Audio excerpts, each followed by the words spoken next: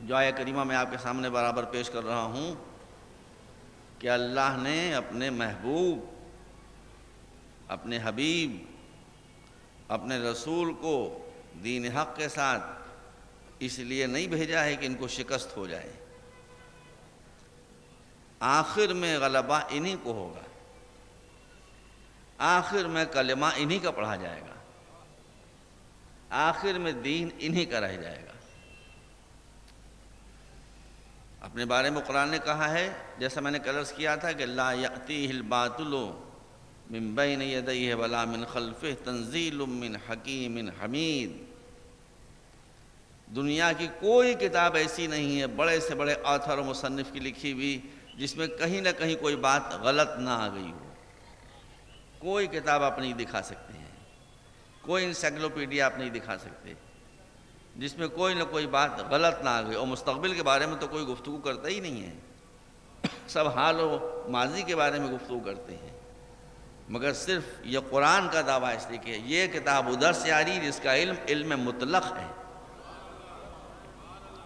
ہمارے لیے جو گزر گیا وہ ماضی ہے، جو گزر رہا ہے وہ حال ہے، جو آنے والا ہے وہ مستقبل ہے۔ اس کے لیے نہ کوئی شے مستقبل ہے نہ کوئی شے ماضی ہے، جو ہے وہ حال ہی حال ہے۔ تو اس کی بتائی ہوئی بات غلط نہیں ہو سکتی۔ جو اس نے ماضی کے بارے میں فرما دیا وہی صحیح، جو حال کے بارے میں کہہ دیا وہی صحیح، اور جو مستقبل کے بارے میں کہہ دیا، آئندہ کے بارے میں کہ کیا ہوگا، وہ بھی صحیح، اس میں فرق نہیں ہو سکتا۔ مثال آپ کے سامنے موجود ہے، قرآن مجید کا 30واں پارہ، اس میں سورہ مسد ہے، چھوٹا سا سورہ ہے۔ بسم اللہ الرحمن الرحیم۔ تبت یدا ابی لہب وتب ما اغنی عنہ مالہ وما کسب سیصلی نارا ذات لہب وامرأتہ حمالۃ الحطب فی جیدہا حبل من مسد۔ میں ترجمہ نہیں کر رہا ہوں، مطلب بتا رہا ہوں، مفہوم بتا رہا ہوں۔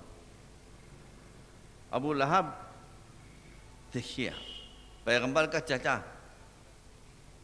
غیر نہیں تھا، ابو لہب پیغمبر کا چچا، مگر یہی سب سے بڑا دشمن پیغمبر کا۔ ابھی چچا بھی کہیں بھتیجے کا دشمن ہوتا ہے؟ مگر نہ اس کے رشتے سے انکار کیا جا سکتا ہے، نہ اس کی دشمنی سے انکار کیا جا سکتا ہے۔ پیغمبر کے دشمن اور بھی تھے، لیکن نام لے کر قرآن مجید نے کسی کی مذمت نہیں کی۔ قرآن پردہ پوش ہے، مگر یہ اکیلا بدنصیب پیغمبر کا اپنا چچا ایسا کہ جس کا نام لے کر ارشاد ہو رہا ہے تبت یدا ابی لہب وتب۔ مسئلہ کیا تھا؟ اچھا خاصا آدمی تھا، اچھا خاصا آدمی تھا، گڑبڑ نہیں تھا۔ شادی ایک غلط جگہ ہو گئی، اور آپ جانتے ہیں، آپ کیا بھی یہ مسئلہ ہوگی، اور ہمارے یہاں تو یہ ہے ہی، اور میں نام تو لیتا نہیں ہوں، جب قرآن نام نہیں لے رہا تو میں کو نام لوں؟ سمجھنے والے خود ہی سمجھ لیں گے کہ ساری خدائی ایک طرف، جورو کا بھائی ایک طرف۔ تو جورو کا بھائی بڑا خطرناک تھا، اس کی وجہ سے یہ پیغمبر کی جان کی دشمن ہو گئی۔ ام جمیل اس کا نام تھا، اور اسی کے ساتھ ابو لہب کی شادی ہوئی، اور بیوی کی غلامی میں کائنات کے تاجدار سے باغی ہو گیا یہ منحوس انسان۔ ام جمیل کی عداوت کا عالم یہ تھا، میں تمام شیعہ اور سنی بھائیوں کو جس مسلک سے ہوں، 1 گھنٹے میں مجلس پڑھتا ہوں، زیادہ پڑھتا نہیں، ریفرنسز دیتا جاؤں گا تو پھر اس میں دیر ہوتی جائے گی، لیکن یہ آپ اطمینان رکھیں کہ میں کسی ایک فرقے کی کتاب سے کچھ نہیں پڑھ رہا ہوں۔ تفہیم القرآن کو آپ دیکھ لیں، علامہ مودودی کی، اتنے جلیل، اتنے بڑے عالم تھے، انہوں نے بھی یہ واقعہ لکھا ہے تفہیم القرآن میں، کہ ام جمیل کا عالم یہ تھا کہ صبح صادق سے پہلے پیغمبر کے دروازے پر جا کر یہ کانٹے دار جھاڑیاں بچھا دیا کرتی تھی کہ پیغمبر صبح صادق کے وقت جب نماز کے لیے نکلے تو صبح صادقی اذیت سے شروع ہو، کانٹے پاؤں میں چبھیں۔ اور کیا آپ نے؟ اور ابو لہب کا عالم یہ کہ پیغمبر جدھر جدھر جا رہے ہیں معاذ اللہ توبہ توبہ استغفر اللہ، یہ پیچھے پیچھے کہ ان کی بات نہ سنو، یہ معاذ اللہ پاگل ہیں، ان کی بات نہ سنو، یہ جادوگر ہیں، ان کی بات نہ سنو، یہ دیوانے ہیں۔ اور یہ قریش کا ایک بڑا انسان تھا، لوگ بھڑک جاتے تھے۔ تو جب بات حد سے آگے بڑھی تو اب قرآن نے پیشین گوئی کی۔ بھئی پیغمبر کے بڑے بڑے دشمن تھے، بڑے بڑے دشمن تھے جو بعد میں جانثار ہو گئے، تاریخ میں موجود ہے، لیکن اس کے بارے میں قرآن نے پیشین گوئی کی اور اس کی بیوی کے بارے میں کہ یہ دو ایمان لانے والے نہیں ہیں، ان کی زبان پر کبھی اشہد ان لا الہ الا اللہ واشہد ان محمد رسول اللہ نہیں آئے گا۔ ہم نے ان کی وفاداری کا لحاظ رکھا ہے، لہٰذا ہم یہ نہیں کریں کہ جہنم میں ان کو ایک کہیں اور رکھیں اور ایک کو کہیں اور رکھیں، یہ دنیا میں ساتھ رہیں تو جہنم میں بھی ہم ساتھ ہی ساتھ ان کو رکھیں گے، ان کا ہنی مون وہیں ہوگا۔ دیکھیے یہ عورت بڑی تیز تھی اور ابو لہب بھی بڑا ہوشیار آدمی تھا۔ اس سورہ کے نازل ہونے کے کچھ دن کے بعد جیسا کہ قرآن مجید نے کہا ہے، بعض اہل کتاب کا کردار پیش کیا ہے کہ صبح کو جا کر رسول کے سامنے کہو اشہد ان لا الہ الا اللہ اشہد ان محمد رسول اللہ وکفروا آخرہ، اور جب شام ہونے لگے تو انکار کر دو کہ ہم تو ان پر ایمان لائے تھے مگر یہ ہماری سمجھ میں نہیں آتے ہیں۔ تو اب پھر ہم پلٹ کر اپنے مسلک میں آ رہے ہیں، تو جب یہ صورتحال ہوگی تو دو چار تمہارے ساتھ گھسٹ کے آ جائیں گے کہ بھائی یہ تو ایمان لیا ہے تو یہ جب واپس ہونے تو مطلب کوئی گڑا بڑا معاملہ۔ تو ابو لہب بھی یہ کر سکتا تھا، ام جمیل بھی یہ کر سکتی تھی، مگر آپ تاریخ کو پڑھ لیں کہ انہیں نے نفاق کے طور کے اوپر بھی کبھی اشہد ان لا الہ الا اللہ اشہد ان محمد رسول اللہ زبان پر آنے نہیں دیا۔ آپ جس تفسیر کو چاہے پڑھ لیں، اردو میں بہت تفصیل سے یہ واقعہ تفہیم القرآن میں بھی موجود ہے۔ جب یہ سورہ نازل ہوا، اس سورہ میں ابو لہب اور اس کی بیوی کا بہت مذاق اڑایا گیا تھا، لوگ دیکھ دیکھ کر ہنستے تھے ان کو اور یہ سورہ پڑھتے تھے۔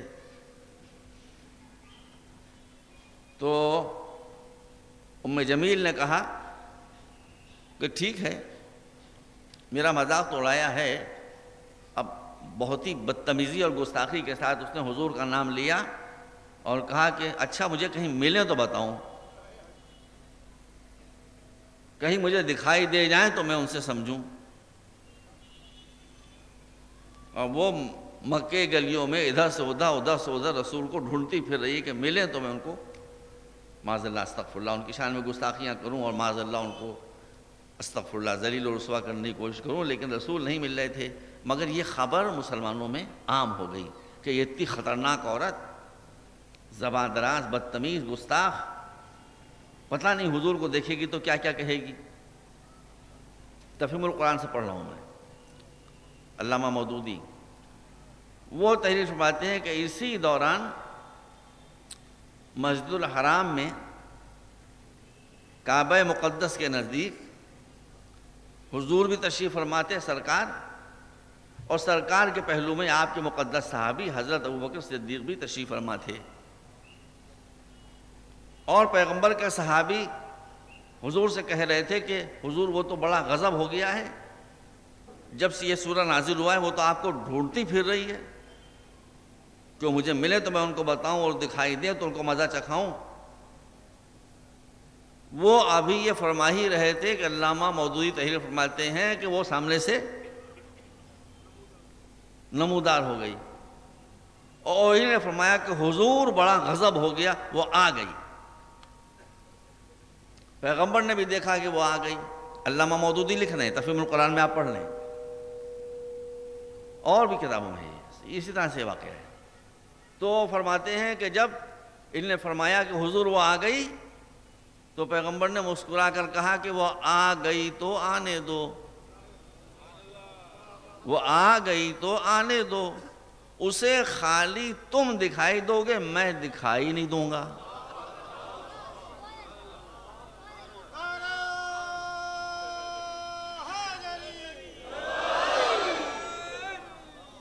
کیا فرمایا پیغمبر نے؟ کہ میں دکھائی ہی نہیں دوں گا، صرف تم دکھائی دو گے۔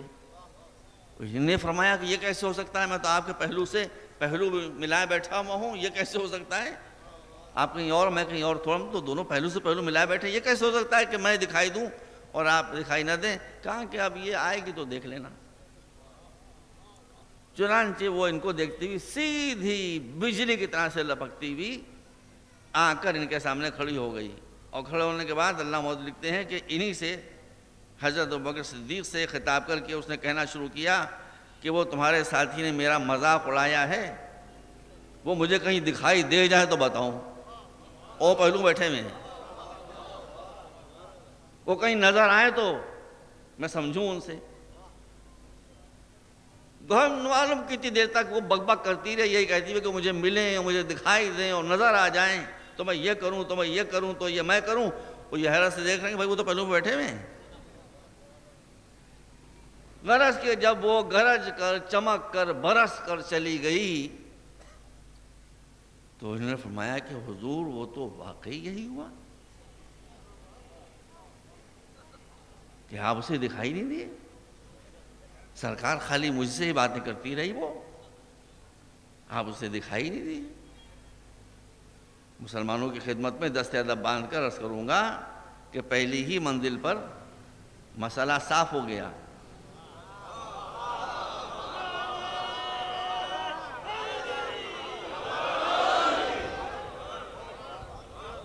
کہ جب اللہ اپنے کسی ہادی کو بچانا چاہتا ہے تو اس پر غیبت کے پردے ڈال دیا کرتا ہے۔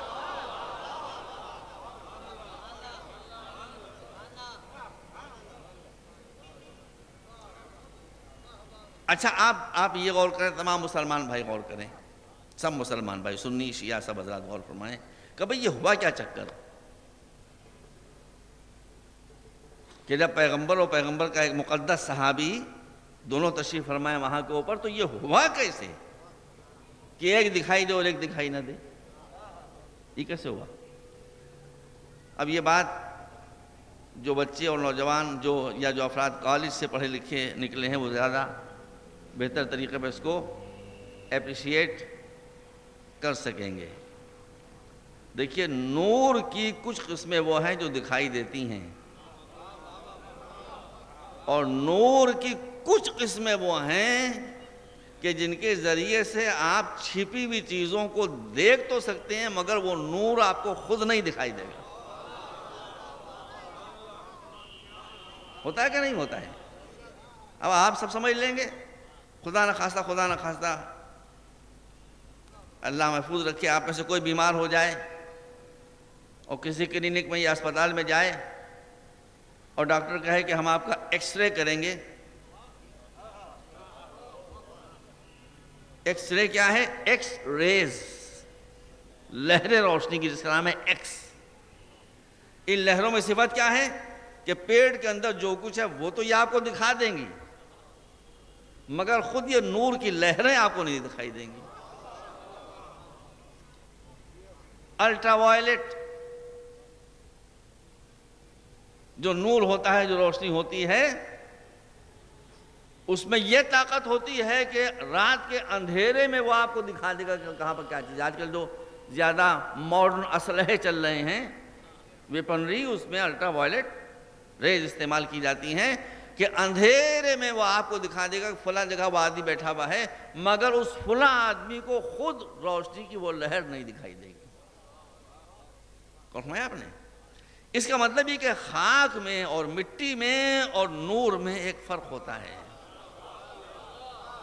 اور وہ فرق یہ ہوتا ہے کہ مٹی جہاں بھی ہوگی دکھائی دے جائے گی. نور کی منزل میں اتفاق ہے کہ چاہے تو دکھائی دے اور چاہے تو نہ دکھائی دے. صلوات بر محمد و آل محمد.